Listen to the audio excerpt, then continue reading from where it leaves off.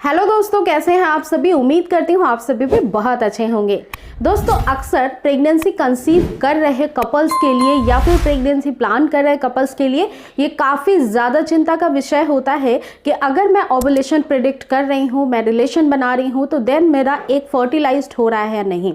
Implantation के बहुत सारे महत्वपूर्ण लक्षण होते हैं जो करीब पीरियड्स आने के 10 दिन पहले से आपको महसूस होने लगेंगे, और ये लक्षणों के बारे में आपको पता होगा तो आप अपनी प्रेगनेंसी का पता बहुत जल्दी लगा लेंगे, बिना किसी टेस्ट के, बिना आपको इतना वेट किए हुए कि आपको पीरियड मिस होने तक का इंतजार करना पड़े। तो ये वीडियो आपके लिए बेहद इंफॉर्मेटिव होने वाली है। इस वीडियो को पूरा जरूर देखिएगा ताकि आप स्टेप बाय स्टेप सारी चीज़ों को समझ सकें, समय पे अपनी प्रेगनेंसी को समझते हुए वो सावधानियां भी बरत लें जिससे कि इम्प्लांटेशन कभी फेल ना हो, बहुत जल्दी गुड न्यूज़ आपको मिल जाए।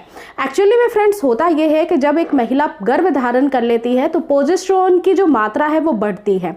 ये एक हार्मोन होता है जो आपकी प्रेगनेंसी को सेफ रखता है और ये मिसकैरेज के खतरे से बचाता है। प्रोजेस्टेरोन अगर जिन महिलाओं में बहुत अधिक बिल्डअप हो जाता है उनकी मिसकैरेज भी हो जाती है, इसलिए इसकी लेवल जो है वो बिल्कुल सफिशिएंट होनी चाहिए जितनी कि गर्भधारण को कंटिन्यू रखने के लिए विदाउट एनी टर्मिनेशन जरूरी होती है। इस वजह से एस्ट्रोजन हो या प्रोजेस्टेरोन हो, उसका लेवल काफ़ी ज़्यादा महत्वपूर्ण होता है। यदि किसी महिला का गर्भधारण नहीं होता है और वो किसी भी प्रकार का टेस्ट कराती है इनफर्टिलिटी से रिलेटेड, तो सबसे पहला जांच ही यही होता है कि उनके हार्मोन्स किस तरह से बन रहे हैं, कितने बन रहे हैं, कितनी मात्रा में बन रहे हैं, कब बनते हैं, यही सारी जांच सबसे पहले कराई जाती है। तो दोस्तों देखिए, एक्चुअली में होता ये है कि जब आप प्रेगनेंसी प्लान कर रही होती हैं, आपके पीरियड से लेकर 20 दिन का जो फेज होता है, इसी के अंदर ओवुलेशन भी होता है। ओवुलेशन के अंदर रिलेशन बनाया है तो एक फर्टिलाइज्ड भी होता है और देन वो इम्प्लांट होने के लिए आपके यूट्रस में पहुंच जाता है। जैसे ही प्रोजेस्टेरोन बिल्डअप होता है आपके शरीर के अंदर, वैसे ही आपको 2 महत्वपूर्ण सिम्टम्स दिखाई देते हैं। सबसे पहले होता है फ्रेंड्स वोमिटिंग टेंडेंसी होना या फिर वोमिटिंग होने लगना। वोमिटिंग टेंडेंसी मैं इसलिए कह रही हूँ कि कई सारी महिलाओं को वोमिटिंग जैसे फील होते हैं, सुबह बेड छोड़ते ही आपको वोमिटिंग जैसा महसूस होता है, लेकिन एक्चुअल में वोमिटिंग होती नहीं है। ऐसा एहसास दिन में कई बार हो सकता है। और दूसरी कंडीशन होती है कि वोमिटिंग फ्रिक्वेंटली स्टार्ट हो जाती है। आप पानी पी रहे हैं, खाना खा रहे हैं, आपको वोमिटिंग जो है स्टार्ट हो जाती है। तो ये 2 कंडीशन आइडेंटिफाई करने के लिए सबसे ज़्यादा इंपॉर्टेंट है। जैसे ही गर्भ रुकेगा वोमिटिंग टेंडेंसी स्टार्ट हो जाएगी विथ वोमिटिंग या फिर विदाउट वोमिटिंग। दूसरी जो सबसे महत्वपूर्ण सिम्टम्स वो होती है फ्रेंड्स, इसी समय से आपके डिस्चार्ज बढ़ जाते हैं। वजाइनल डिस्चार्ज बहुत ज़्यादा भारी मात्रा में आने लग जाते हैं, क्योंकि जैसे ही एक गर्भ का संरचना स्टार्ट होती है, एक भ्रूण पनपना स्टार्ट होता है, तो हमारे यूट्रस के अंदर बहुत सारे बैक्टीरिया भी होते हैं जो हमारे भ्रूण के लिए बिल्कुल भी अच्छे नहीं होते हैं, उसको नुकसान पहुंचा सकते हैं। और गर्भाशय के अंदर बहुत सारी चीज़ें होती हैं, सेल, टिश्यू, बहुत सारी ऐसी चीज़ें होती हैं जो कि अनवांटेड रहती है। तो जैसे ही एक भ्रूण आपके यूट्रस में चिपकता है, वैसे ही यहाँ की साफ सफाई पे बॉडी बहुत ज़्यादा ध्यान रखती है ताकि एक हेल्दी सा बच्चा डेवलप कर सके बॉडी। इस वजह से जितनी भी गंदगी होती है वो वजाइना के थ्रू, इसी वजाइनल डिस्चार्ज के थ्रू पास आउट होने लगती है। बढ़ते हुए एस्ट्रोजन और प्रोजेस्टेरोन लेवल की वजह से आपका जो वजाइनल डिस्चार्ज है उसका रूप रंग चेंज हो जाता है।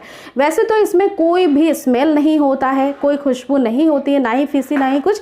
माइल्ड सा एक जो नॉर्मल आपका स्मेल होता है डिस्चार्ज का, वही फील होता है, लेकिन इसका कलर जो है माइल्ड थोड़ा सा क्रीम कलर का हो जाता है और ये थिक हो जाता है, बिल्कुल पतला नहीं आएगा, ना ही स्ट्रेच करेगा, थोड़ा सा थिक हो जाता है फ्रेंड्स।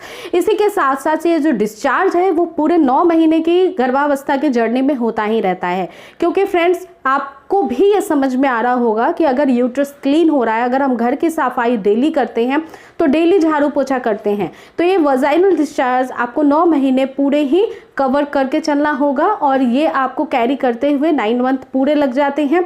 लास्टली में जब आपकी डिलीवरी हो जाती है फिर ये ठीक हो जाती है। अगर बहुत भारी मात्रा में डिस्चार्ज आ रहा है तो फिर मेडिकेशन की आवश्यकता पड़ती है। बाकी घबराने की कोई ज़रूरत नहीं है। हार्मोन्स पे भी डिपेंड करता है, ज़्यादा या कम। महिलाओं के बॉडी टाइप के, उनके हार्मोन्स के ऊपर भी ये डिपेंड करता है। अब देखिए, तीसरी जो सबसे महत्वपूर्ण कंडीशन होती है वो होती है इम्प्लांटेशन ब्लीडिंग की। लेकिन इम्प्लांटेशन की ब्लीडिंग हर महिला में संभवतः नहीं होती है। इम्प्लांटेशन ब्लीडिंग 2 से 3% महिलाओं में ही होते हैं। ये पीरियड्स के 20वें दिन हो सकते हैं, काफ़ी माइल्ड सा होता है। आपको इसका कलर ब्राउनिश सा दिखाई देगा, लेकिन ये स्पॉटिंग जैसा होता है। फ्रिक्वेंटली नहीं आता है, ना ही पैड लेने की ज़रूरत पड़ती है, ना ही पेन होता है। हल्के फुल्के दाग लगे हुए भी दिखाई दे सकते हैं, या फिर 1-2 घंटे आएंगे फिर बंद हो जाएंगे। तो अगर ऐसा कुछ भी आपको संकेत दिखाई दे रहा है, इमीडिएट आप समझ जाइए कि गर्भावस्था की फर्स्ट ट्राइमेस्टर में आप एंटर कर चुके हैं। इसके अलावा फ्रेंड्स, जैसे ही ये चेंजेस आपकी बॉडी करना स्टार्ट करती है, इसमें नंबर 4 सबसे इमीडिएट होने वाला प्रेगनेंसी सिम्टम्स और ब्रेस्ट में लेकर के काफ़ी सारे बदलाव होते हैं। आपका ब्रेस्ट सबसे पहले तो भारी भारी सा हो जाता है। देन आपको कोई भी क्लॉथ्स वेयर करने में, अंडरगारमेंट्स में प्रॉब्लम आती है। साथ ही साथ निपल के आसपास का एलियोरा का भाग जो है वो ज़्यादा डार्क रंग का होने लगता है, क्योंकि ये प्रेगनेंसी हार्मोन्स बढ़ने की वजह से और बॉडी में ब्लड के सर्कुलेशन की वजह से चेंज करता है।